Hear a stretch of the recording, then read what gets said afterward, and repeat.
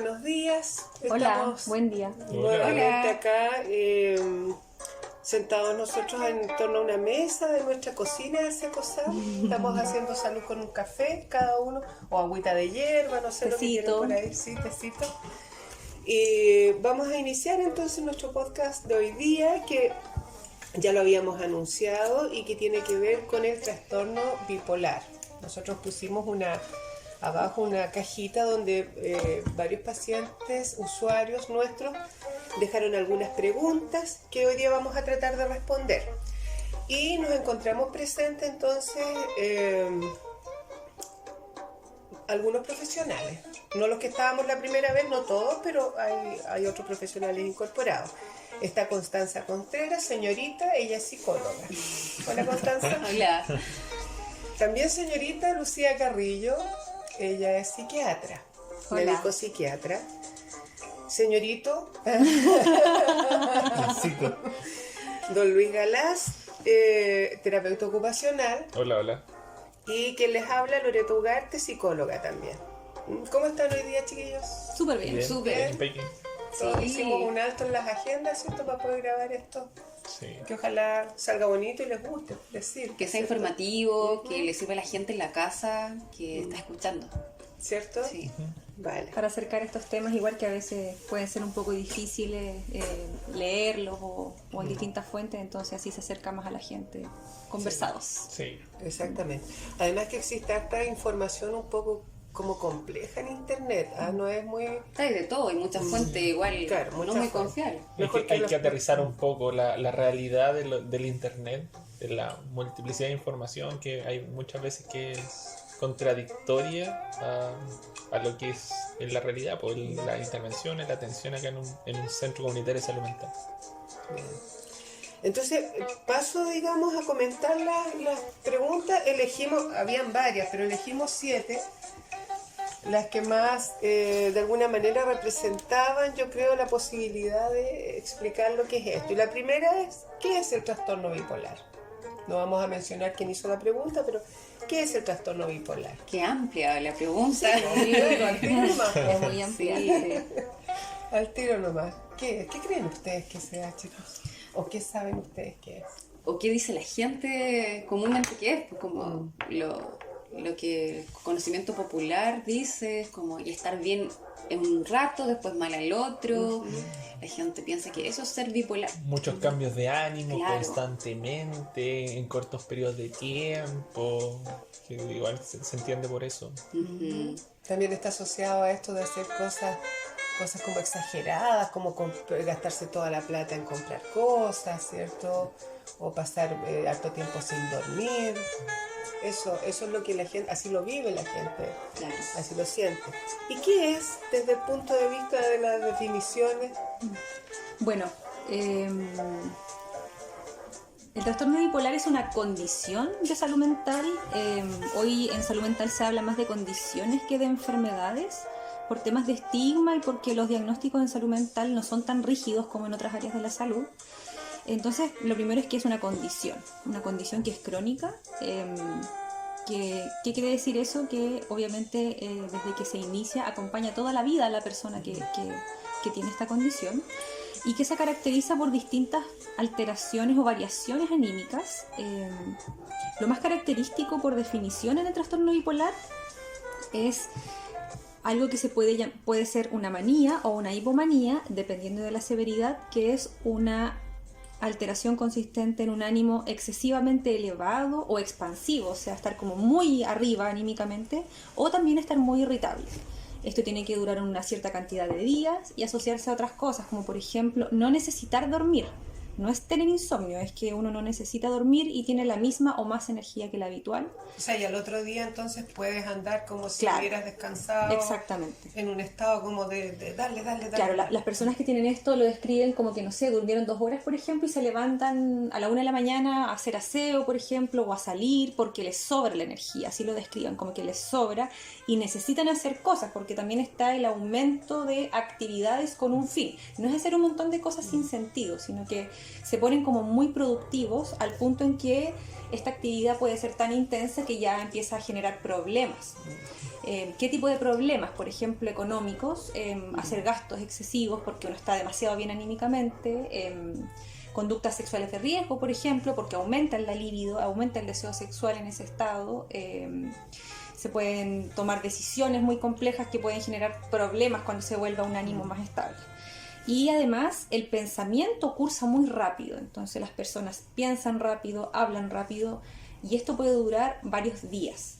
Y ya el estado más grave de esto es la manía, en que ya la persona incluso puede tener riesgo de desarrollar una psicosis, que en el fondo es tener ideas que no son reales, y lo más común es que sean ideas de grandiosidad, de tener capacidades o incluso poderes, y ahí ya requiere una intervención como farmacológicamente más compleja.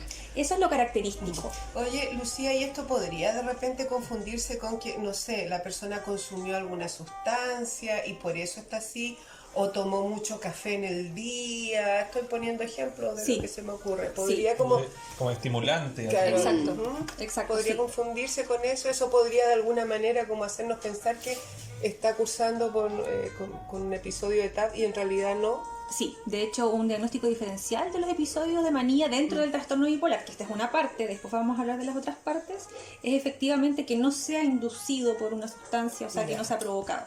Efectivamente, si una persona consume anfetaminas, por ejemplo, o algún otro estimulante, cocaína también, esta euforia o este ánimo como muy elevado puede parecerse una manía, pero en el trastorno bipolar la manía puede facilitarse por ciertas cosas, pero es propia de ciertas variaciones en el desarrollo cerebral de la persona que tiene un trastorno bipolar.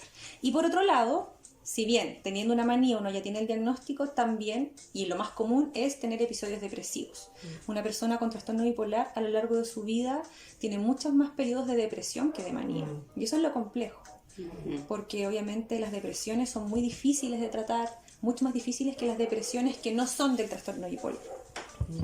Pensemos en todo, claro, y pensemos en todo lo que eso conlleva, digamos, el estar permanentemente oscilando entre una cosa y otra, la calidad de vida que puedes llevar, me imagino yo que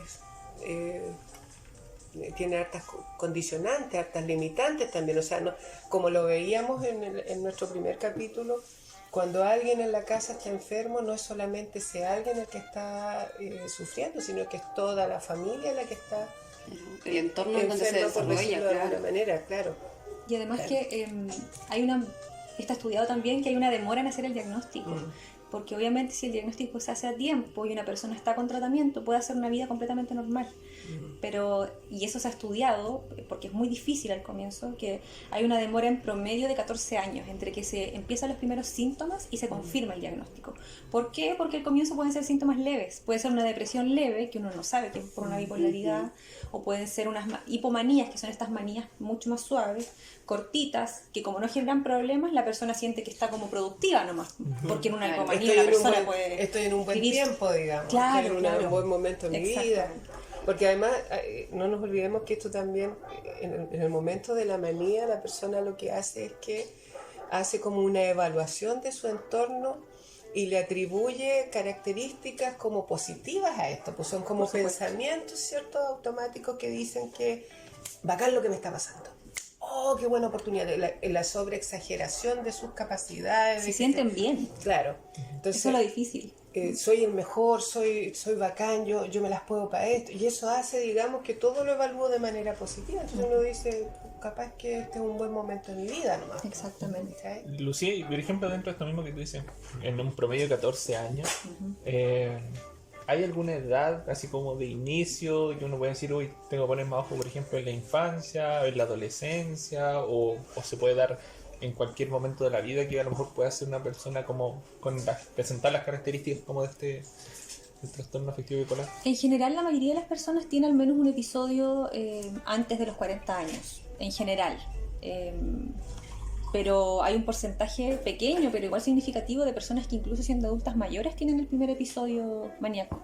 Eso hace que sea tan difícil el diagnóstico o a veces, por ejemplo, hay personas que tuvieron un episodio, no sé, por ejemplo, a los 16 años, que nunca consultaron, no las llevaron, y esto bajó en cuestión de días, porque pasa solo si no se trata, pero genera mucho daño cognitivo, por eso lo tratamos. y claro, 20 años después hacen otra manía y pensamos que es la primera, pero en realidad fue antes. Yo creo que lo importante siempre es, sobre todo, bueno, en todo momento de la vida, pero no hay claridad, no hay consenso entre a nivel de la psiquiatría infantil, no es mi área, pero uno igual lo tiene que estudiar, de signos como claros o duros de trastorno bipolar en niños, o en adolescentes ya puede ser un poquito más claro, pero en la adultez es lo más característico. Así que en general es como de la etapa adulta. O sea, que se pesquisa más bien cuando está como en la etapa maníaca. Como que cuando hay más conflicto, ahí es como que o la persona consulta o la familia los lleva. Sí. Ya. De hecho, el trastorno bipolar tipo 2, que es cuando no hay manías, o sea que hay hipomanías, pero muchas más depresiones, el trastorno bipolar tipo 2 recién aparece después de la década de los 80. O sea, si uno retrocede en el tiempo y le pregunta a los psiquiatras de la década de los 50, no saben lo que es, porque es un concepto nuevo. Justo estamos en un proceso de cambio como de comprender lo que es. Y eso hace que si uno agarra a 10 psiquiatras y les pone un paciente, para algunos van a tener un trastorno bipolar y para otros no. Claro. Por eso es muy complejo y por eso no es tan rígido el diagnóstico como, no sé, diagnosticar un asma o diagnosticar, no sé, cálculo de la vesícula, en que hay un examen objetivo. Aquí no hay exámenes objetivos. Oye, y también yo quería destacar un poco el importante rol que cumplen las personas que te quieren y que están cerca de ti. Fundamental. Porque a veces hay que pasar por vieja metida nomás, por intrusa.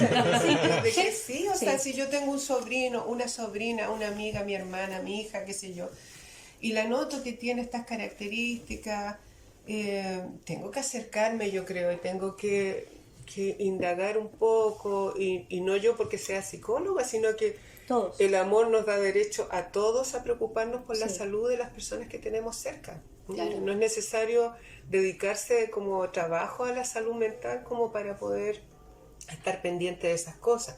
De hecho, yo creo que más adelante, según revisé las preguntas, vamos a hablar acerca del rol de la familia, pero es tan importante observar a los hijos. No todas las cosas son porque sí. No es así como que este cabro me salió así, esta cabra me salió así. ¿Ah? O también evaluar esto, o sea, ya peleó con una amiga, pero de verdad, eso es motivo como para que esté tanto tiempo tirada en la cama sin querer hacer nada, y de repente se empezó a levantar y empezó a hacer tantas cosas, se mejoró la niñita. O sea, hay que hacerse caso a uno también, como persona que quiere a la otra, ¿cierto? De repente, lo mismo, los conocimientos que estaba intentando plasmar el día de hoy, o muchas veces también la intuición de que algo llama la atención, como que tienes una, ¿cómo se puede decir? Una tincada. Sí, pues, como que tienes la tincada de que hay algo extraño. Entonces, hay que hacerle caso a esa tincada. Sí. Hay que confiar en ella. Y consultar, no es responderse, es como el pie para las preguntas. Claro, exactamente. Sí. Entonces, ¿tenemos más preguntas? sí, claro, mira, aquí hay otra, dice, mi esposo amanece bien por las mañanas, con buen ánimo y todo, pero a veces cambia y se pone mal genio durante el día. Todo le molesta. ¿Puede ser que sea bipolar? Es como, yo sé que faltan hartos antecedentes en la pregunta, pero, obviamente. Pero me da más la sensación de que se está refiriendo que hay cambios durante el día de la Exactamente. persona. Bueno, obviamente uno no puede hacer un diagnóstico si uno evalúa a una persona, pero yo creo que es una muy buena pregunta porque muestra algo que todos vemos, hacemos o decimos incluso, que al final las palabras que describen ciertos diagnósticos también son parte de nuestro lenguaje cotidiano y por ende las ocupamos para ponerle nombre a ciertas cosas, y efectivamente yo creo que en los últimos, no sé, 20 años el término bipolar ya se hizo bastante de uso común y se le llama a cualquier persona que tenga cambios de ánimo. Ahora, las variaciones anímicas son completamente normales hasta cierto punto, o sea, que una persona esté bien y en la tarde esté muy enojada puede ser una variación del ánimo porque la persona está cansada, porque tiene un trastorno de ansiedad, porque tiene una depresión, porque tiene temas de personalidad o simplemente porque su genio es así. Es así, O sea, claro. nosotros o hablamos está con un problema presente en el minuto. Me imagino yo que una persona, por ejemplo, si una persona se encuentra sin trabajo, hace todo su esfuerzo por amanecer con el mejor ánimo posible y ponerle buena cara a la vida, pero a medida que va pasando el día, va de nuevo chocándose con esta realidad que no tengo pega, no estoy pudiendo solventar los gastos de mi familia o mis necesidades. tiene que alterarse el ánimo, pues yo creo, ¿cierto? O si lo ve de algo. Una O persona sea, con dolor eso. crónico obviamente está más irritable. O en lo más simple. Pasó algo durante el día que te hizo cambiar de ánimo. Sí, a todos nos pasa, de repente amanecemos súper bien, No encontramos que el sé, día a mí no me hermoso. pasa nunca. Yo Tú eres siempre simpática. Sí. Yo siempre amanezco pintada de labios y de ojos como las actrices mexicanas, mentira. A todos nos pasa, Todos obviamente. tenemos todos nos algún pasa, cambio de sí. humor, algo nos pasa durante el día que hace que despertamos, como dice, pintada de labio, pintada como actriz mexicana, pero puede pasar algo durante el día que me enojó, me molestó y Y que humor mi cambia. manera de enfrentar los problemas es a través a lo mejor de la expresión de la molestia, del ensimismamiento. Así enfrento yo las cosas malas que me pasan, por decirlo. Y hay muchas características que no son diagnósticos. O sea, es cuando la gente habla de que alguien tiene el carácter fuerte. Muchas veces tiene que ver con que nosotros en salud mental hablamos de temperamento, ¿cierto? Que es como el tipo de ánimo al que tiende la persona. Hay personas que son más buenas para enojarse, otras personas más buenas para reírse, otras personas más buenas para estar para adentro, para estar hacia afuera. Son variaciones de la personalidad que están, y estas diferencias entre personas están bien. Que fome y que monótono sería que todos fuéramos iguales. Claro. Claro, exactamente. Y es nuestro derecho también a la individualidad, ¿cierto? Exactamente, A la singularidad, sí, a ser claro. como soy nomás. Sí. Bueno, aquí hay la tercera pregunta es, y yo creo que ya la respondiste un poco, Lucía, la hemos respondido un poco, que es ¿cómo se cura el trastorno bipolar? Claro, bueno, el trastorno bipolar, como les decía, es una condición que es crónica, en que con un tratamiento, el primer pilar de varios del tratamiento del trastorno bipolar es farmacológico. ¿Y qué es lo que hace el fármaco? El fármaco no revierte la condición, porque esto es una condición y tiene bases biológicas bien claras, o no tan claras, pero se sabe que son biológicas. Y lo que hace el fármaco en el fondo es, a partir de ciertas acciones que hace en el cerebro con distintas moléculas, genera una estabilidad. O sea que el fármaco, la idea es que haga que no suba el ánimo, es decir, que no provoque manías, pero tampoco depresiones. Entonces ahí está el trabajo que casi que es de joyería, dice uno, porque tiene que ser muy justito, porque si es muy poco, si es mucho, te pasas, te sobra. Como el esquema exacto, digamos. Exactamente, individualizado para cada persona, porque todos los fármacos tienen efectos adversos, aparte de los terapéuticos. Hay que ver la edad, el género, planes de embarazo, si hay alguna patología concomitante. ¿Qué quiere decir concomitante? Que si tienes otra enfermedad, por ejemplo, si una persona tiene un trastorno bipolar y tiene, no sé, una insuficiencia renal y se hace diálisis, no es llegar y dejar el litio, que es como el fármaco que más se usa y es el de primera línea, porque la diálisis obviamente va a sacar todo el litio de la sangre, por ejemplo. O si una persona, no sé, una mujer en edad fértil tiene trastorno bipolar, hay fármacos que no se pueden dejar porque pueden producir malformaciones si se embaraza. Entonces Bueno. es muy individualizado el tratamiento. Oye, igual da pie como para hablar de un tema, no sé si hoy, pero quizás en otra ocasión, sobre el uso de los fármacos. Mucha gente dice como, uy, yo tengo lo mismo y a mí me recetaron esto y se pasan los medicamentos. Entre las vecinas, ¿cierto? Claro, o dejan muy bruscamente los medicamentos por recomendaciones como dices tú, de los vecinos, quizás de un conocido, que tienen otro conocido que le pasó tal cosa, y ahí van como jugando un poco con los fármacos. Sí, porque los diagnósticos no todos, o sea, a pesar de que el diagnóstico igual muchas veces, pero el tratamiento por eso, aquí se da el pie para entender que varía, ¿no? Que no siempre el tratamiento es igual para todas las personas.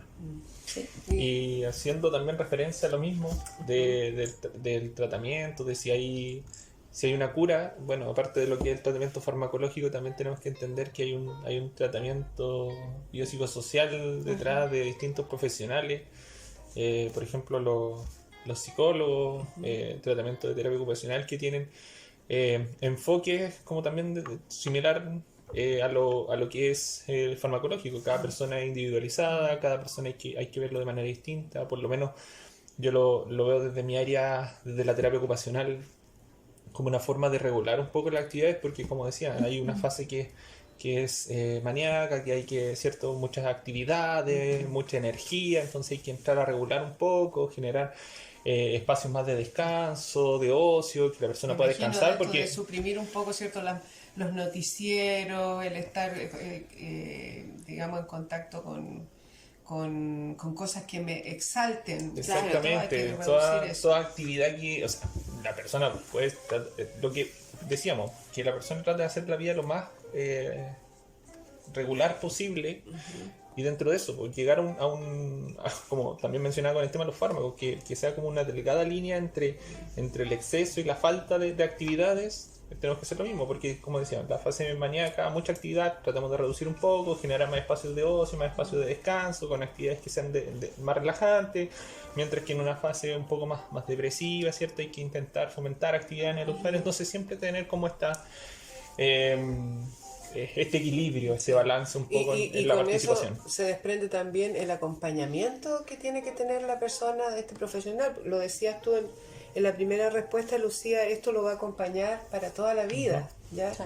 Entonces, y fíjate que eso es una cosa que yo he observado en varios usuarios, y es el hecho de que hacen como una opción. Y para ellos es difícil también este tema de asumir que tengo que estar yendo con el psiquiatra por el tema de los fármacos, que tengo que estar yendo con el psicólogo. Entonces hacen como una opción y dicen, vamos a quedar con los puros fármacos, por decirte algo. O no, yo no quiero fármacos, solo quiero ir con el psicólogo o con terapeuta, qué sé yo. Y la verdad es que aquí se da una conjugación, se debe dar una conjugación de todas las alternativas posibles como para que la persona pueda sobrellevar de mejor manera su enfermedad. El tema es que esto no es una opción, debiera ser con primero el diagnóstico por parte de psiquiatras, ¿cierto? Con terapia psicológica, con terapeuta ocupacional también, porque en el fondo a lo que apunta la terapia psicológica no es a estar buceando, por ejemplo, en los momentos dolorosos de la vida de la persona, sino que vaya pudiendo conocer cómo funcionan sus pensamientos en las distintas fases, ¿cierto? Y vaya pudiendo entregarle o adquirir una forma distinta de interpretar lo que pasa en su entorno, de tal manera que pueda él ir reconociendo cómo es que él empieza a pensar cuando se viene, por ejemplo, la fase depresiva, o cómo es que empieza a interpretar cuando empieza con la fase maníaca o hipomaníaca. Como una autoobservación. Una autoobservación y una autorregulación, de tal manera que, porque hay estudios, señoras y señores, que dicen que las personas que sobrellevan su enfermedad con todos estos apoyos tienen menos hospitalizaciones, por ejemplo.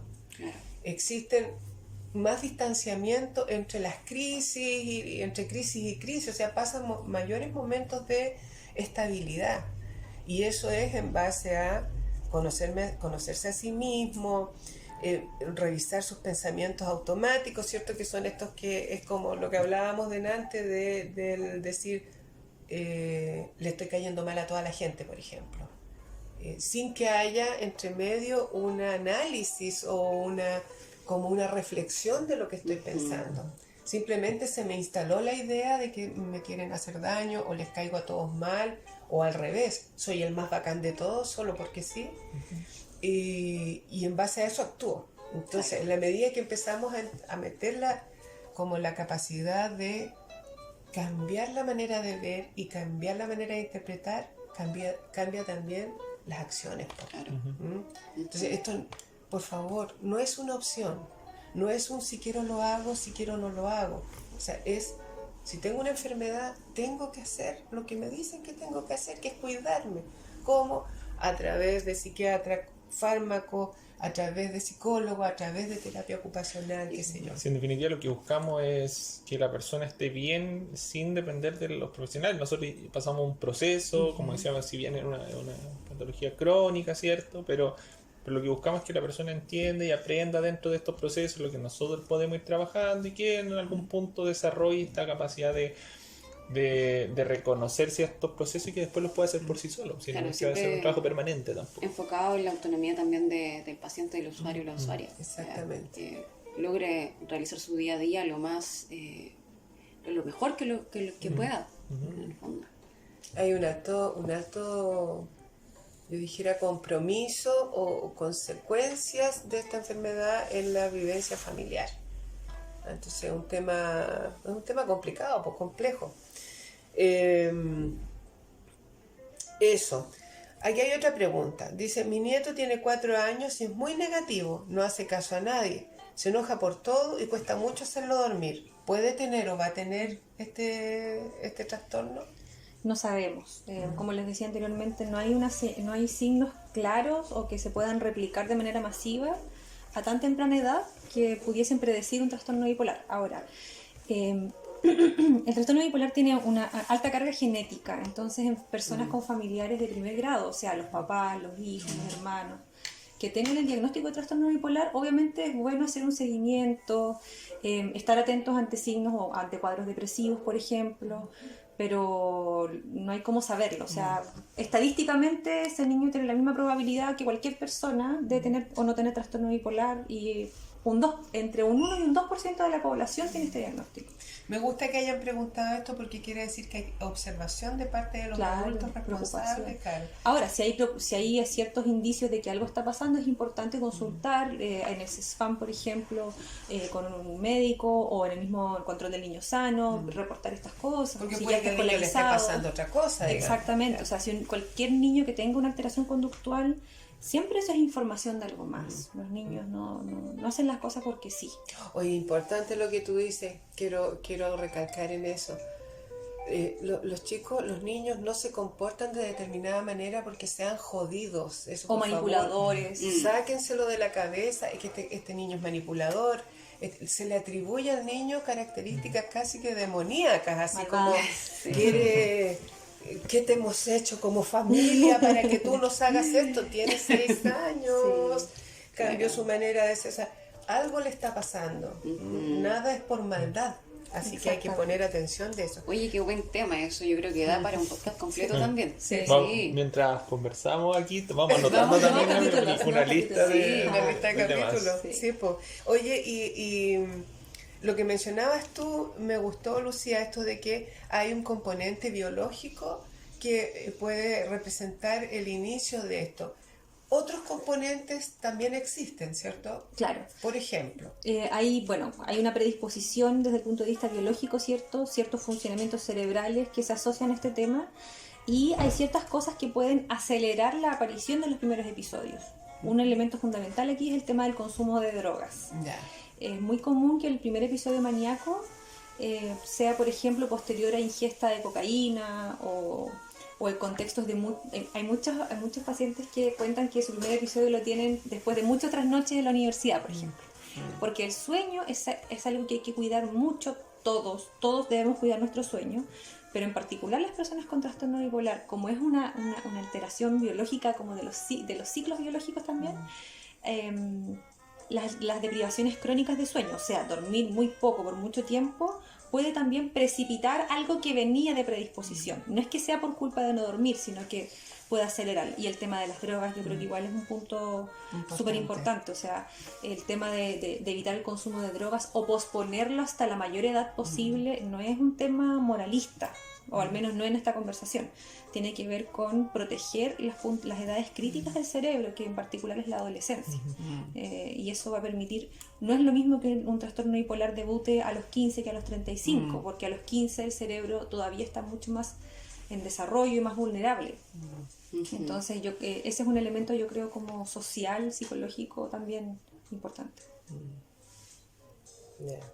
Hay muchas enfermedades que se le atribuyen más a las mujeres, por un tema de, ahí lo voy a decir nomás, machismo, claro. o también porque se da más en mujeres. Sesgo de género en la medicina. Claro. Que es otro tema grande. Este caso, en este trastorno, ¿es así? ¿Se da más en mujeres que en hombres? ¿Se da más en hombres que en mujeres? Es similar en hombres que en mujeres. Yeah. El trastorno bipolar tipo 2, que es un diagnóstico un poco más nuevo, algunas personas dicen que puede ser un poco más común en mujeres, pero ahí pasa que se superpone bastante con los trastornos de personalidad, en particular el trastorno de personalidad borderline, en que puede tener algunas similitudes con el trastorno bipolar tipo 2, y ese sí está más diagnosticado en mujeres, pero el trastorno bipolar tipo 1 es similar en hombres que en mujeres.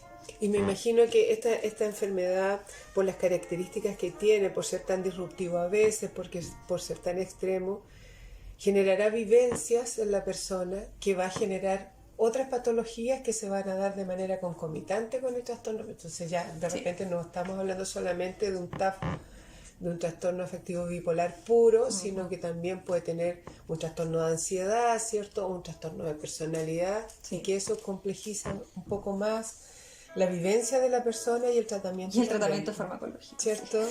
Porque los fármacos para el trastorno de ansiedad pueden empeorar el trastorno bipolar, entonces es complejo, pero sí, es muy común. Y el estrés postraumático también. ¿Por qué?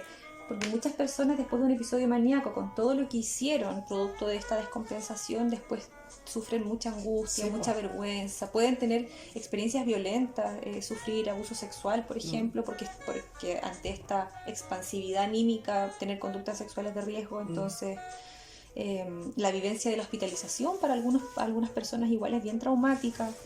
Así que, y el consumo de sustancias igual, que muchas veces el consumo ocurre en el episodio maníaco, pero también en el episodio depresivo. O sea, claro, y ahí quisiera yo meter, digamos, mi cuña de que si haces algo y luego lo enjuicias como muy malo y eso te genera culpa, tiene que ver con que hubo una capacidad, una distinta interpretación en un momento que en otro, ¿cierto? O sea, en algún minuto yo evalué de manera particular mi entorno y actué en consecuencia de eso, y después eso se me pasó, digamos, y empecé yo a interpretar, a percibir mi entorno de una manera distinta, y me desconozco en las fases, por supuesto, sí. ¿Qué me estaba pasando? Que me gasté mis últimas...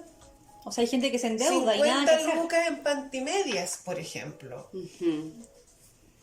Entonces, gente que ha comprado autos, por ejemplo, claro, o personas que obviamente han sido infieles en relaciones monógamas y después se arrepienten, relaciones que terminan, o no sé, por ejemplo, tener algún tipo de conducta media bizarra en la universidad, unas personas que están estudiando, es complicado. Entonces todo eso igual hay que elaborarlo después a nivel psicoterapéutico. Sí, exactamente. Mira, acá tenemos otra pregunta. ¿Cómo vamos con el tiempo, compañeros? Vamos en peque, nos quedan 20 minutos. Ya, no alcanzamos de más. Mi mamá fue diagnosticada con eso cuando yo era niña. Fue una infancia difícil para mis hermanas y para mí. ¿Podrá darme eso a mí o a mis hijos? Se refiere a si puede ella en algún minuto también. No tenemos la edad de la persona, pero me imagino que si tiene hijos. Claro. Más de 20 años. Sí. Más de 20 años. Bueno, existe la posibilidad. No existe como el tratamiento preventivo para un familiar de primer grado con trastorno bipolar. Lo importante es hacer seguimiento y tener el antecedente familiar súper claro. A veces también pasa, por ejemplo, que nunca se diagnosticó a los padres o por ejemplo, no sé, ya. Imaginemos que la madre de esta persona que dejó la pregunta crió de manera compleja a sus hijos porque tal vez no estaba diagnosticada o tal vez no se trataba, los fármacos antes no eran los mismos que los de ahora, entonces no siempre está el antecedente también. A personas con trastorno bipolar igual que no tienen ningún familiar pero no conocen a su padre, por ejemplo, y tal vez el papá sí tenía un trastorno bipolar pero no tenemos el antecedente. O nunca nadie lo diagnosticó al papá, ¿cierto? Lo nombraban como raro, era como extraño, hacía cosas. Y...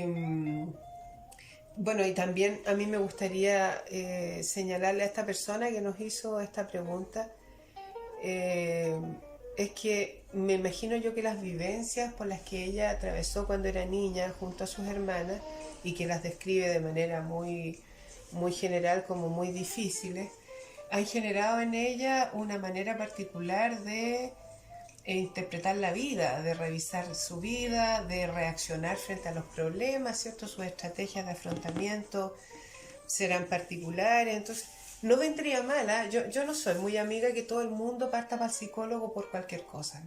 Yo creo que las personas tienen la capacidad en muchas circunstancias de hacerse cargo de sus problemas por sí mismos y salir adelante.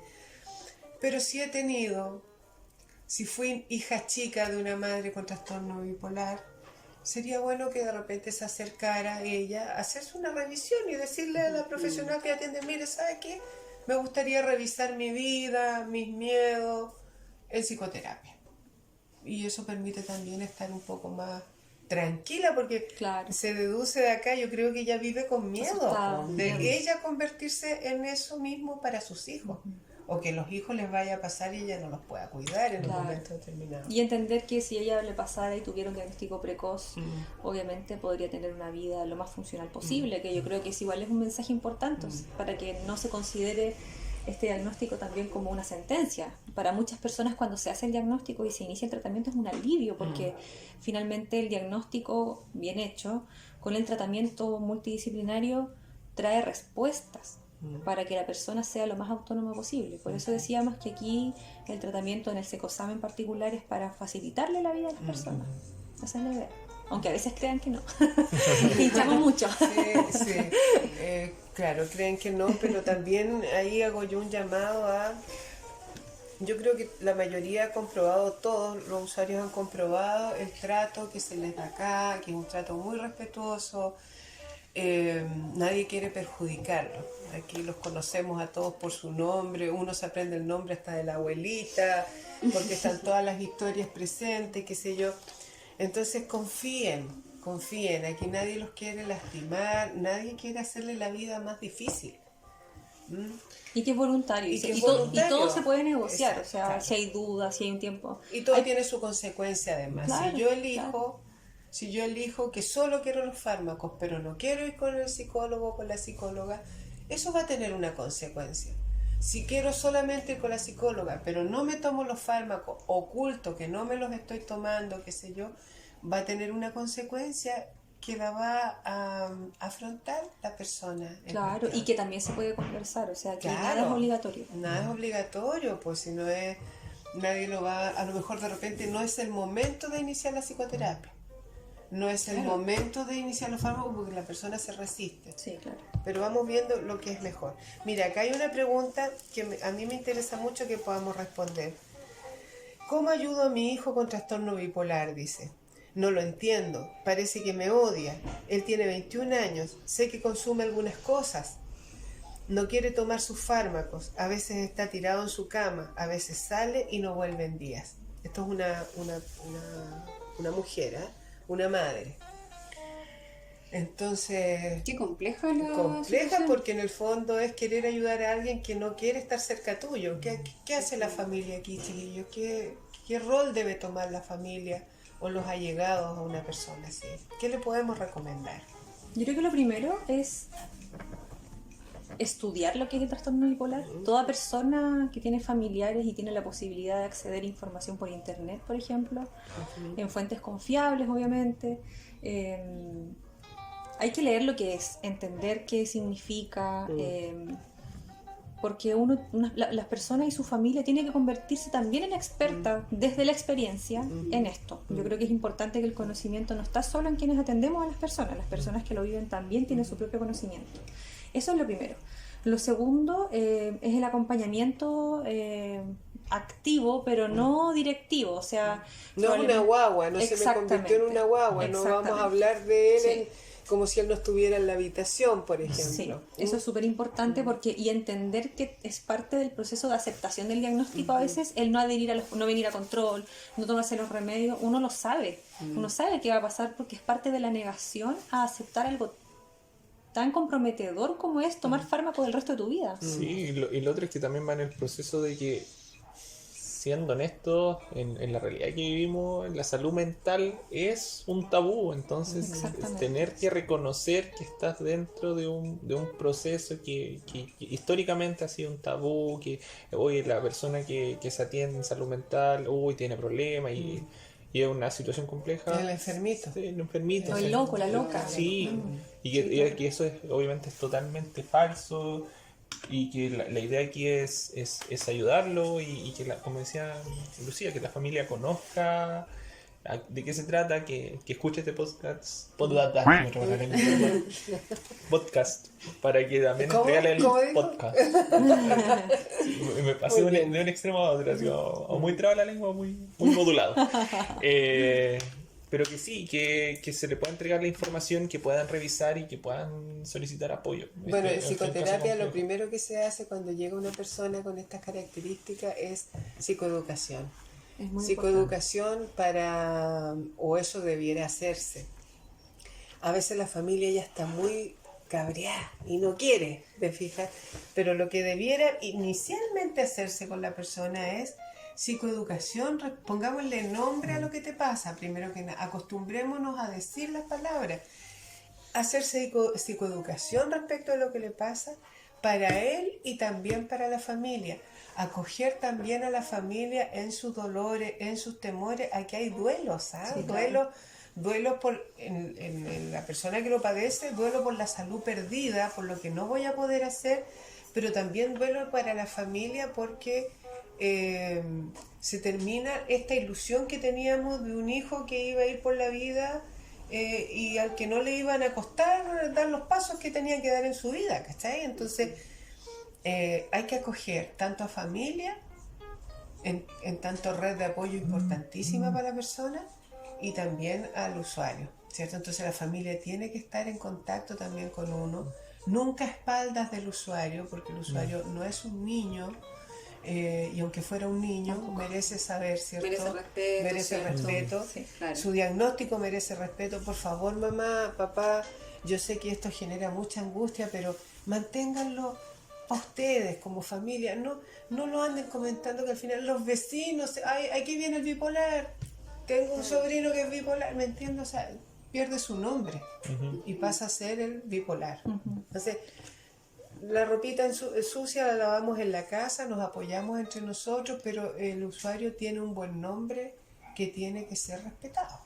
Y lo otro, yo creo que, bueno, como sugerencia, como de información, en la página de la Sociedad Chilena de Trastornos Bipolares, que es sochitap.cl, hay una parte que se llama Círculo Polar, que es una agrupación que surge de esta sociedad, que es de personas y familiares y amigos de personas con trastorno bipolar, y es súper buena porque hay información como mi hijo tiene trastorno bipolar, experiencias, incluso hay algunos datos, información para contactarse con otros padres. Porque los padres pueden ahí, los hermanos también, ¿cierto? Claro, buscar información.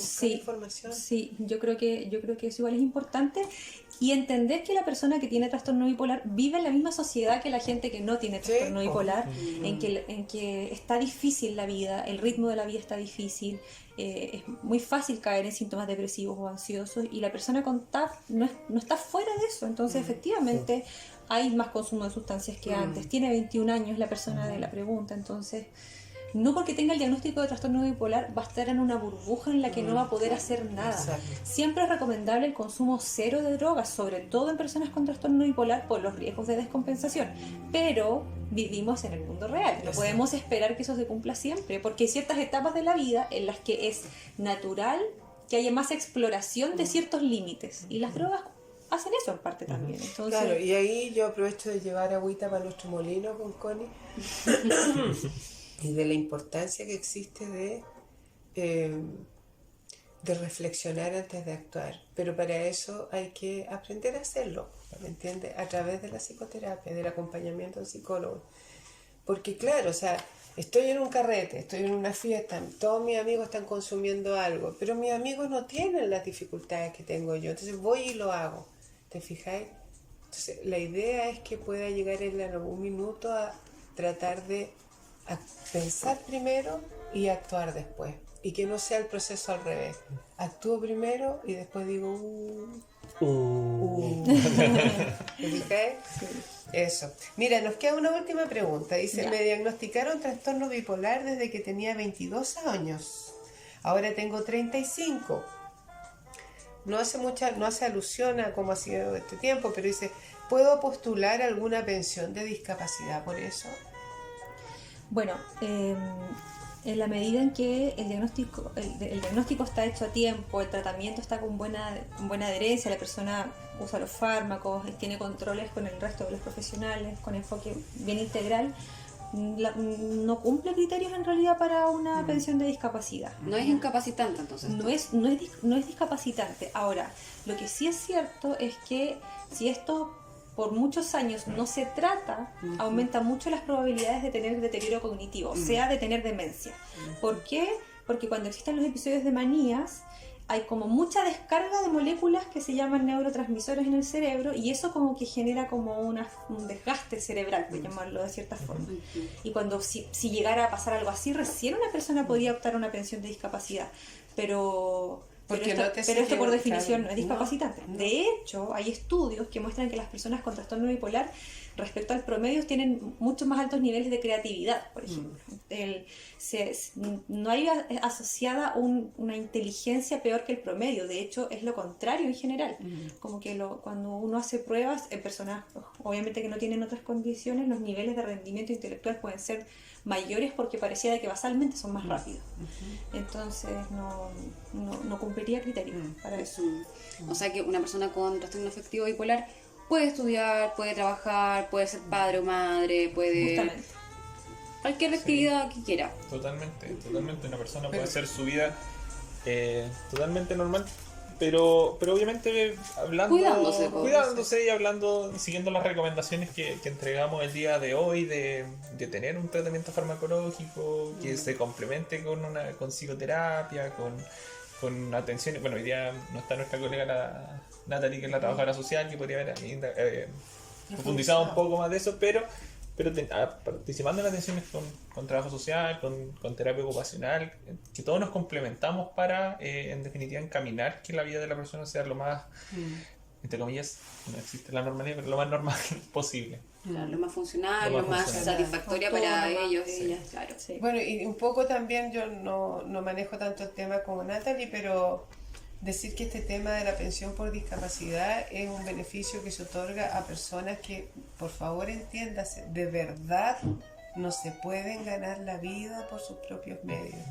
De verdad, o sea, están absolutamente impedidos de realizar alguna actividad fuera de su casa, o están postrados, o no pueden manejar dinero, o no se saben vincular solos, es decir, el que quiera puede postular, claro, pero no le van a dar, por supuesto, la pensión. Y que la evaluación para la pensión se hace fuera de los centros de salud, no se hace acá en el SECOSAM en este caso. No es que dependa de nosotros darle la pensión para que la gente igual lo sepa. Lo hace con PIN, que son médicos externos que hacen una especie de auditoría para ver si efectivamente la persona cumple los criterios mínimos para... Y solo para recordar algo visto en nuestro primer capítulo, contarles que para poder ser evaluados acá por un psiquiatra hay que hacer la vueltita más larga, ¿cierto? Que es inscribirse en su CESFAM, o lo que antes se llamaba consultorio, ¿cierto?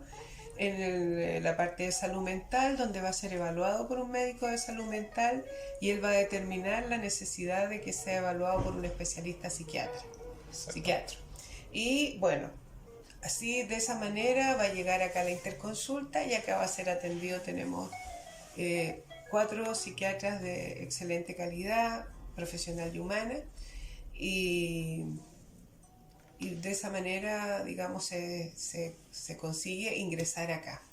Y bueno, solo para complementar, no toda persona con alguna condición de salud mental requiere evaluación por psiquiatra. Exactamente. Los médicos generales, las médicas generales, médicos y médicas familiares que están en los CESFAM también tienen la capacidad de hacer diagnósticos de la mayoría de estas condiciones, y solo en los casos graves y en que sea sí o sí necesaria la evaluación por psiquiatra se hace la derivación. Y lo otro, como que igual creo que es importante que lo nombremos, que el trastorno bipolar está en el GES. Eso es súper importante porque significa que, confirmado el diagnóstico por un psiquiatra, hay garantías de acceso, oportunidad y protección financiera. ¿Qué significa eso? Que uno tiene derecho a ser atendido en una fecha determinada y es sin pago para FONASA A y B. FONASA se paga el 10% y FONASA D el 20%. Eso es importante que se sepa porque... Lucía, ¿y los fármacos que se manejan en atención primaria o en los CEFAM son los mismos que puede prescribir un psiquiatra en este caso, o no? No, en el caso de los fármacos para el trastorno bipolar, en su mayoría están en atención secundaria. Claro, solo por especialistas, porque hay que tener formación de especialidad para indicarlos por los riesgos y porque hay que hacer un diagnóstico correcto para indicar las características del cada Exactamente, sí. Perfecto. Bueno, mira, esas eran las preguntas que teníamos. Esperamos que haya quedado claro o más aclarado cómo es este tema. Que la gente quede quizás con la curiosidad de saber un poco más, de acercarse a consultar. Exactamente. Sí. Eso esperamos. Esperamos el próximo capítulo, nos estábamos poniendo de acuerdo nosotros acá, En el mes de mayo se conmemora el Día de las Adicciones. Así que nuestro próximo tema va a ser sobre eso. De las dudas, que vamos a poner nuestra cajita abajo donde diga consulte sobre, ponga aquí sus dudas, que hagan preguntas sobre el tema de las adicciones, las consecuencias, los tratamientos y también un poco como lo veíamos ahora, qué otras enfermedades se me pueden desarrollar, por decirlo así, a partir de mi consumo que yo estoy teniendo. Sí. ¿Ya? Entonces vamos a hacer un saludo con nuestros cafecitos. Hagamos salud. Salud. Vamos, salud. Un placer estar con ustedes y nos vemos en otra oportunidad. Nos vemos. Nos vemos. Chao.